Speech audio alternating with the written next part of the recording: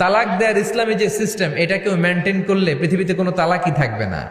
Divorce rate একেবারে কমে যাবে। এখন ঘরে ঘরে তালাক, ঠিক কিনা? তালাক দেওয়ার সিস্টেম হচ্ছে পঞ্চম স্টেপে যে তালাক, পঞ্চম ধাপে। প্রথম ধাপ হচ্ছে ফাইদু হুন্না, বউয়ের সাথে ঝগড়া হইলে ফাইদু হুন্না, বউরে কক্সবাজার বেড়াইতে নিয়ে যাও, বসুন্ধরায় শপিং করে দিবা, নানির লইয়া ঘুরতে যাবেন যমুনা ফিউচার পার্কে, নানিরে বেনারসি শাড়ি কিনা দিবেন, কসমেটিক্স এর বক্স কিনা দিবেন। এজন্য বললো ফাইদু হুন্না, বেপরদায় চললে ওয়াজ করবেন, নসিহত করবেন, বুঝাবেন।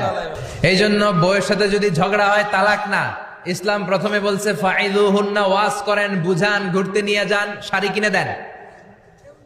এতেও যদি লাভ না হয়, ওয়াহজুরুহুন্না ফিল মাদাজি, বিছানা আলাদা করেন, বউ থাকবে এক ঘরে, আপনি থাকবেন আরেক ঘরে। হয়তো এই বিচ্ছেদের কারণে ভুল বোঝাবুঝি ভেঙে যাবে, স্ত্রী ফিরে আসবে, ঠিক কিনা?